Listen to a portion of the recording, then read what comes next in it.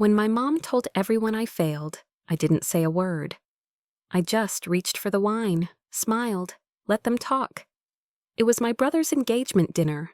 Half the family was there, new people too, her family, fancy clothes, a private room, white linen napkins folded like birds. I flew in for it, paid for my own flight, bought them a $300 espresso machine because she liked coffee, drove 2 hours from the airport, did my makeup in the car. I was early. I always am. Habit, I guess. My name is Margot. I'm 34. I was the oldest daughter in a family that only had time for the loudest person in the room, which was never me. I studied, worked, took care of things no one noticed until I stopped doing them. I bought groceries with my tutoring money, paid the electric bill twice when the power almost got shut off, took my little brother to school when Mom forgot, did the dishes, took calls for my dad when he was too drunk to pick up the phone. But none of that gets remembered. Not at parties, not in stories, not when there's a new fiancé and everyone's drinking wine that costs more than my rent. They went around the table sharing updates. My cousin got into real estate, good for him. My brother got promoted. Of course he did. They passed his phone around to show off a photo of his new truck. And then it got to me. My mom leaned back, glass in hand, and said, "Margot's still doing that. What is it again? Some online thing? Anyway, she's surviving." They laughed, a few chuckles, some nods, like that was a fact, just something to nod to. One of my aunts added, "At least you don't have kids to feed, right?" Someone else chimed in, "Still single, huh?"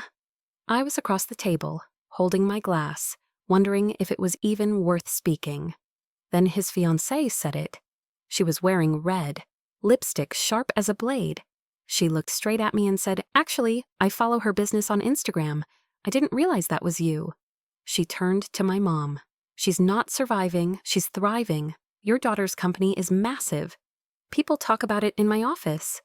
It went silent, like someone had pulled the air out of the room. My mom smiled, but only with her mouth. "Oh," she said, "I didn't realize." Then she changed the subject, just like that. And I realized something. They didn't forget what I did. They never cared enough to ask. That's worse. I kept smiling.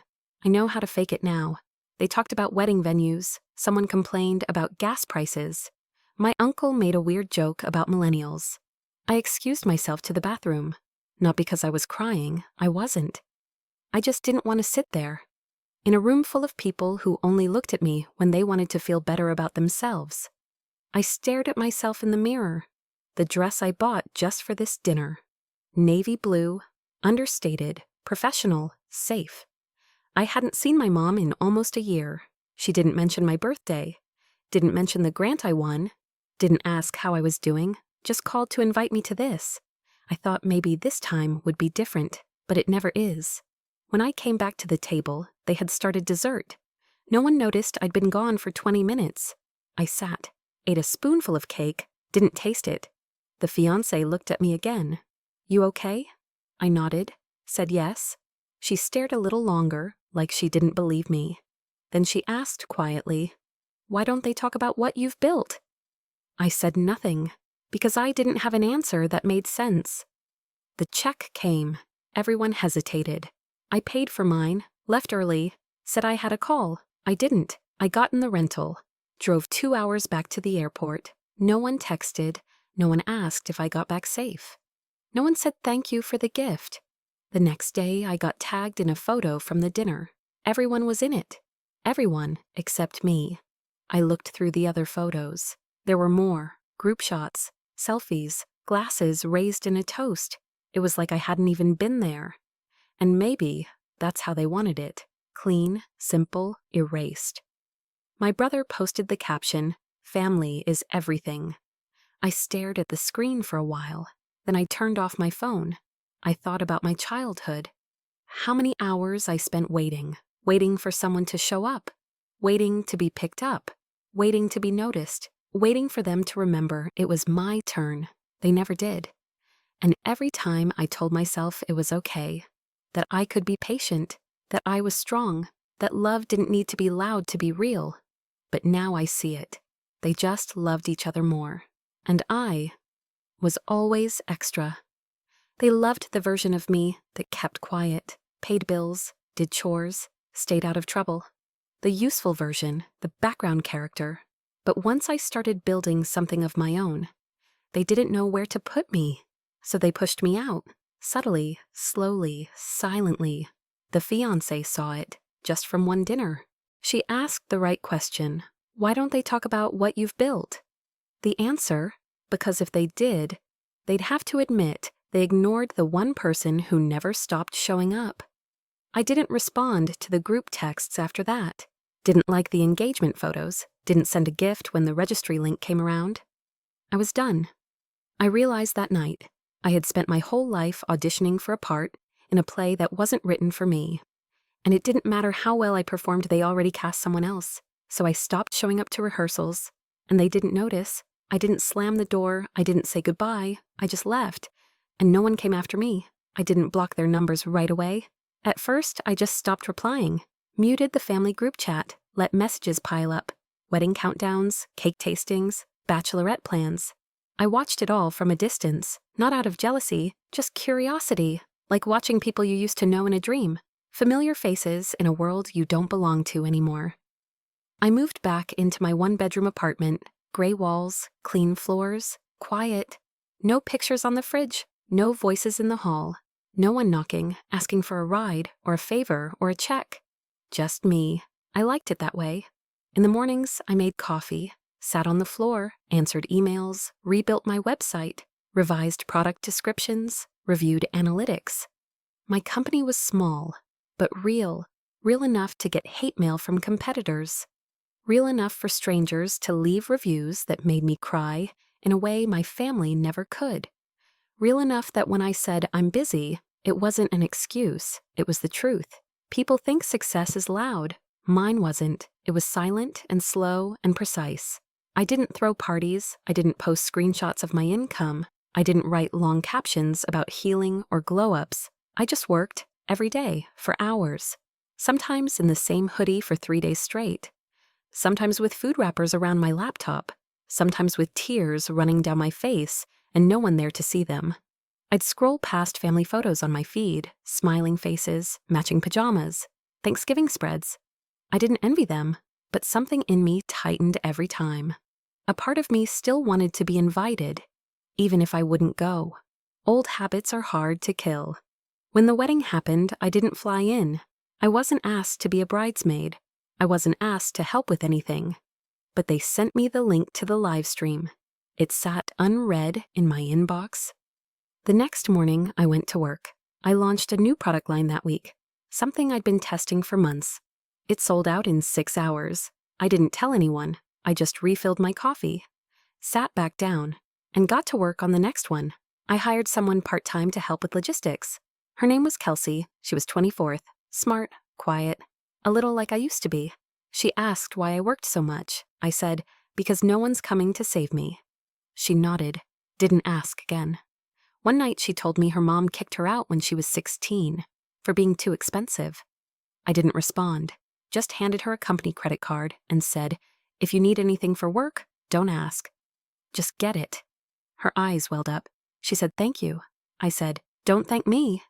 Just build something you won't need to be rescued from. She stayed with the company for 3 years.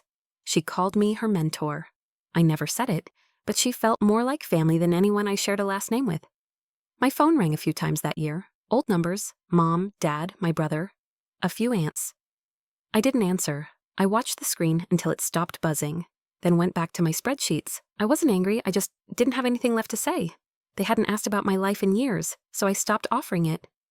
One night, a package showed up at my door, no return label. Inside was a framed photo of the family. From the wedding, I think, everyone smiling. My brother and his wife in the center, my mom off to the side, holding a champagne flute. A sticky note on the back said, "Still hope you come around." I stared at it for a while. Then I dropped it in the trash, didn't even flinch when the glass cracked. I deleted the group chat next, removed myself from every thread, unfollowed them all, blocked the numbers, not out of hate, just maintenance, like finally throwing away clothes that never fit you right. You don't have to hate them, you just stop pretending they're yours. 2 years passed like that. Quiet, focused, simple. I got better at everything: marketing, product development, speaking in public, holding eye contact, saying no. I started lifting weights, got stronger, slept better, ate food that didn't come from a microwave. My apartment got cleaner, my skin cleared. I bought nicer clothes, not flashy, just structured, tailored, clothes that didn't ask for approval. I read books again, traveled alone, sat in cafes without checking my phone. I went on a few dates. They didn't go anywhere, but I never apologized for being busy. And I never shrank myself to make someone else feel taller. That part of me was gone. I got invited to speak at a Women in Business panel. They put me last, after all the ones with shiny brands and viral reels. I wore black, didn't smile, just told the truth. I said, "You don't need a support system to succeed. You can build one after." A few people clapped. One woman cried. I left without networking, went home, took off my heels, laid on the floor with my dog. The next morning, I found a DM from someone I hadn't heard from in 5 years. My cousin. She said, "Your mom isn't doing well." I didn't reply, not because I didn't care, but because I knew. This was the beginning of something. I wasn't angry. I was ready to face them. On my own terms, with my own silence.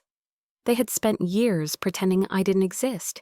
Now they would see what that actually meant. The message just said, "Your mom isn't doing well." No punctuation, no context, just enough to stir something. I stared at it for 10 minutes, then locked my phone. I went on with my day, did payroll, answered emails, ate lunch standing up. The next day, I got a call from a number I didn't recognize. Voicemail. It was my brother. He said Mom had collapsed. Stress, maybe. They weren't sure. He said she'd been asking for me. He sounded tired, not angry, not fake, just like someone who'd run out of people to call. I didn't rush. I booked a flight the next day. One way. I didn't pack much.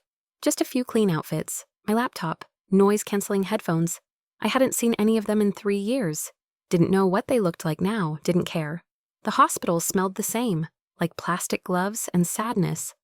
My brother met me in the lobby, eyes puffy, tie crooked. He hugged me. I didn't hug him back. He stepped back like he expected that. "She's in room 214, he said, then quieter. "Thanks for coming." I walked past him without answering. Mom was smaller than I remembered, thinner, pale. Her hair was streaked with more gray. Her eyes opened when I walked in. She smiled, that same soft smile she used to give the neighbors. "Hi, Margot," like we had just seen each other last week. I sat in the chair by the window, put my bag down. She asked how I was. I said I was fine. She said that was good. Then she looked away. There was a silence that stretched too long. She started talking about the doctors, the nurses, her symptoms, the food. I nodded. She said she was proud of me. I said, "For what?" She paused. "For making something of yourself." I stared at her. "You don't know what I made." Her lips pressed together. She didn't argue, didn't ask. She just looked tired. I stayed for 20 minutes, then left, didn't say goodbye. I walked outside into the cold, sat on a bench, watched the clouds. My brother came out 20 minutes later. He sat beside me, didn't say anything at first. Then he said, "She didn't mean to push you out, you know." I didn't respond. "She's just complicated," I said. "You're all complicated." He nodded, then said, "We could use some help." With the bills there it was. I turned to look at him. "You want money?" He shifted in his seat. Yes, but not like that. I just thought, maybe you could help with some of the costs. It's been hard." I laughed. "Once. Quiet." He looked surprised. I said, "You posted a $60,000 honeymoon, and now you're asking me to cover her hospital bill?" He looked embarrassed. "She's your mom too." I stood up. "I know." Then I walked away. Didn't wait for him to follow. They asked me to come to the house that night, for dinner. I didn't want to, but I went. Not for them, for me. I wanted to see it, the place that taught me silence. The house looked smaller. The yard was dead. Paint peeling near the porch, fence crooked. Inside, it smelled like the past. Old candles, grease, carpet that had seen too many shoes, photos on the wall, all of them smiling. I wasn't in any, Not even the ones I remembered being there for. I sat at the table, same spot I used to sit in as a kid, back straight, hands folded. My dad was quieter than usual. My mom picked at her food. My brother's wife, the one in red, served everyone. She was different now, softer, sharper too. She poured me tea and whispered, "I'm glad you came." I nodded. They talked about small things, weather, a neighbor's dog, a cousin's divorce. No one asked what I did. No one mentioned my business. It was like they didn't want to risk hearing the truth. My mom tried to apologize. Once, she said, "I know I wasn't the best mother." I said, "You were the only one I had." She didn't try again. They asked me to stay the night. I booked a hotel instead. At checkout the next morning, the front desk handed me an envelope. No name, just a room number. Inside was a note from my brother's wife. It said, "They don't know how to say it, but I think they finally see you." I folded the note, left it on the nightstand. I didn't need to be seen. I needed to be free. I stopped by the hospital once more before I left town. My mom was asleep. I didn't wake her. I left flowers on the table, not her favorite kind. Mine, lavender, software resilient, quiet. I saw my dad in the hallway. He didn't say anything, just nodded. I nodded back. That was enough. On the flight home, I didn't think about them. I thought about how strange it was to return somewhere you were never really wanted and still feel nothing. No hate, no longing, no need to prove anything, just peace. They had their story, I had mine, and we didn't need to share it anymore. I wasn't angry, I just wasn't theirs anymore. I didn't go back, not after the hospital, not after the dinner, not after they sent another Christmas card with my name written in someone else's handwriting. It stayed unopened in a drawer. They tried to keep me in orbit. A message here, a photo there, but I didn't spin around them anymore. I didn't return their texts, didn't pick up when they called, didn't correct them when they started telling people we were close again. Let them build their illusions. That was the first act of revenge, letting them talk about me as if I were still theirs, while knowing they no longer had a claim. I grew my company in silence. We tripled our revenue, moved into a downtown office. I brought on 3 full-time staff, all women, all quiet, all brilliant. I gave raises when no one asked for one, hired my cousin, the one no one in the family took seriously, the one they said would never get it together. She had it together. She just needed someone to see her. I saw her. They didn't know she worked for me, or that she made 6 figures now. They didn't know she was the one who handled the account they kept trying to pitch their new family consulting business to. She never responded to their emails. That was the second act of revenge, putting power in someone they'd discarded, letting them wonder who was holding the doors shut. Then the will came. My grandmother passed, the only one who ever treated me like I mattered. She used to sneak me little notes, folded tight, slipped under my pillow. "You're not invisible. I see you."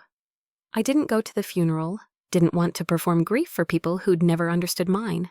But I went to the lawyer's office. Her will was short, mostly sentimental.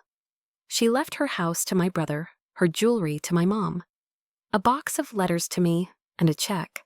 Not big, but intentional, enough to notice, enough to stir questions. She wrote, "This is for the girl who kept showing up, even when no one saw her. They asked me to share it. The money. Said she would have wanted that." I slid the check back across the table. "I don't need it," I said, but I didn't sign it over. That was the third act of revenge, keeping the part that was meant for me and nothing more. They tried to bring me back in, invited me to my niece's baptism, offered to make me godmother, said it would be a good reset. I sent a gift, a savings bond, no card, no return address. When they called to thank me, I let it ring. Silence is louder than anything I could have said. My brother's house went on the market a year later. Too many bills, not enough income. They'd started a business, coaching, I think. Family values, legacy building, something vague with a website full of stock photos. They asked me to invest, said it was time to heal and build together. I said no, flat, final. They asked why. I said, because I already built something. That was it. No yelling, no speeches, just refusal. They called me bitter, cold, unforgiving. I didn't respond. Because I wasn't bitter. I was clean, free of them, untouched by their guilt. One night I got a message from my brother's wife, the one who'd humiliated me at her engagement party. She said she owed me an apology, that she saw now how the family had used me, that my silence had said more than words ever could. She said I'd changed something in her, that she was leaving him, and she wanted to thank me for showing her what it looked like to walk away. I didn't reply, didn't need to. That was the final act of revenge, not destroying them, just living in a way they couldn't deny anymore. A life they could never claim they helped build, a strength they couldn't take credit for. They still send messages, still try to invite me back in. Weddings, graduations, a family reunion. They say, you'll regret missing this. I don't. They say, blood is thicker. I say nothing. They say, we've changed. I believe them. People change all the time. But that doesn't mean they get access to you again. I didn't burn bridges. I just stopped walking back. And when people ask me why I don't go home anymore, I just say, I already found my home. Then I close the door and don't look back. If you've ever experienced this, share it. You're not the only one who walked away quietly. Some of us heal in silence. Some of us rise without noise. Thank you for watching until the end.